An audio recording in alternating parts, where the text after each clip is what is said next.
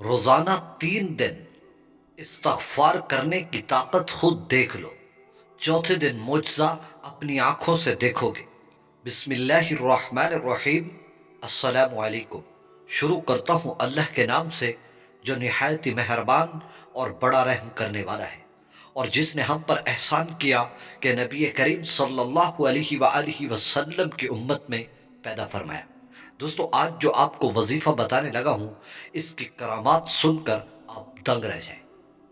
دوستو، یہ لفظ استغفر اللہ، اس کا مطلب ہوتا ہے اللہ سے معافی طلب کرنا، اللہ سے اپنے گناہوں کی بخشش طلب کرنا۔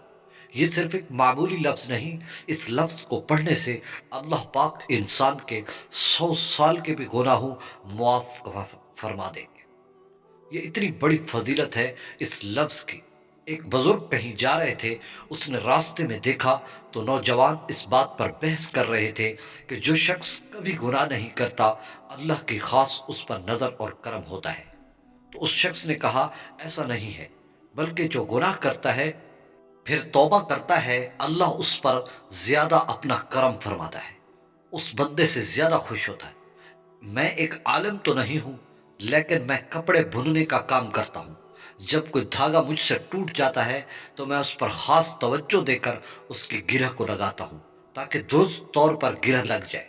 تو اس سے معلوم ہوا کہ اللہ توبہ کرنے والے کو بڑا پسند کرتے ہیں، اور جو انسان استغفر اللہ کو کثرت سے پڑھتا ہے، اس کی ہر جائز حاجت پوری ہوتی ہے۔ وہ جس چیز کو چاہتا ہے اس چیز کو پا لیتا ہے۔ استغفر اللہ پڑھنے کا جو بڑا انعام ملتا ہے، امیر المومنین عمر فاروق رضی اللہ تعالیٰ عنہ فرماتے ہیں کہ جو بندہ توبہ کرتا ہے، اللہ اس کے گناہ معاف کر دیتا ہے، اور اس بندے کے جسم کے جو اعضاء ہوں گے اس کو حکم ملے گا کہ اس بندے کے گناہ پوشیدہ رکھو، اور زمین کے ٹکڑوں کو حکم دے گا جہاں جہاں اس نے گناہ کیے ہوں گے اس گناہ کو چھپاؤ، اور فرشتوں کو حکم ہوگا جنہوں نے لکھے ہوں گے کہ اس بندے کے گناہ بھول جاؤ۔ دوستو، استغفار کرنے سے انسان کی قسمت کھل جاتی ہے، اور ایسا ہی کتنا ہی بد نصیب انسان ہو، اس ذات کی قسم اٹھاتا ہوں جو استغفار کو مسلسل اور لگاتار پڑھتا رہتا ہے، اللہ پاک اس کی قسمت کے بند تالے کھول دیتا ہے، اس پر رزق کی بارش ہوتی ہے، برکتوں کے دروازے کھل جاتے ہیں۔ اور توبہ کرنے والے کے لیے سب سے عظیم خوشخبری یہ ہے کہ اگر وہ زمین سے لے کر آسمان تک گناہ کر لیں اور ایک دفعہ اللہ سے کہہ دے، یا اللہ مجھے معاف کر دے، تو اللہ پاک فوراً ہی تمام گناہوں کو معاف کر دیتے ہیں۔ تو آپ کو میں یہ طریقہ بتا رہا ہوں، آپ نے بس 3 دن اس طریقے سے پڑھ لینا ہے۔ انشاءاللہ آپ کی ہر خواہش پوری ہوگی، ہر دعا قبول ہوگی، اور ساتھ ہی ساتھ اللہ بھی راضی ہوگا اور گناہ بھی معاف ہوں گے۔ ایک شخص کا واقعہ لکھا ہے کہ وہ شخص بے گناہ قید میں تھا۔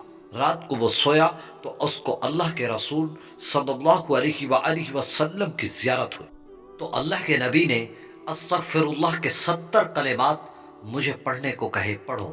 جب انہوں نے پڑھنا شروع کیا تو اللہ نے اس کلمات کی برکت سے انہیں قید سے خلاصی عطا فرما دی۔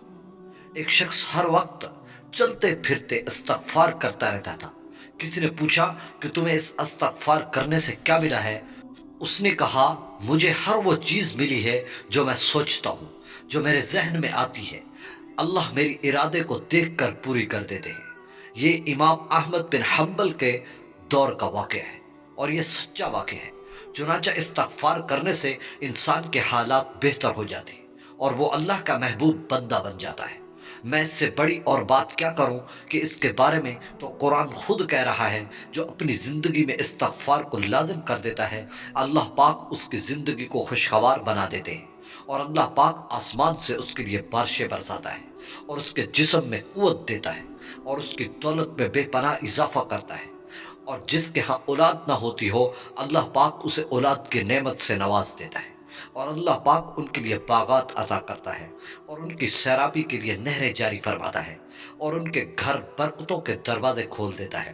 تو دوستو، یہ باتیں جو میں نے آپ کو بتائی ہیں، یہ سورہ نوح میں لکھی ہوئی ہیں، آپ خود دیکھ سکتے ہیں۔ تو دوستو، آپ نے کم از کم 5 تسبیح استغفر اللہ کی روزانہ پڑھنی ہے، اور وہ آپ نے 3 دن لازمی پڑھنی ہے۔ آپ چلتے پھرتے جس وقت آپ کو ٹائم ملے آپ پڑھتے رہیں، زیادہ پڑھیں اور زیادہ پڑھیں تو بہتر ہوگا۔ آپ 3 دن 5 تسبیح اس کی پڑھ لیں اور یوں 3 دن یعنی 1500 مرتبہ ہو جائے گا۔ اس کے بعد آپ نے اللہ سے جس چیز کی حاجت کی دعا کریں گے، اللہ پاک وہ چیز فوراً ادا کر دیں گے اور آپ کے گناہ بھی معاف کر دیں گے اور اللہ آپ سے راضی ہو جائیں گے۔ اللہ تعالی ہمیں استغفر اللہ پڑھنے کی توفیق عطا فرمائے اور اس پر چلنے والا بنائے، آمین۔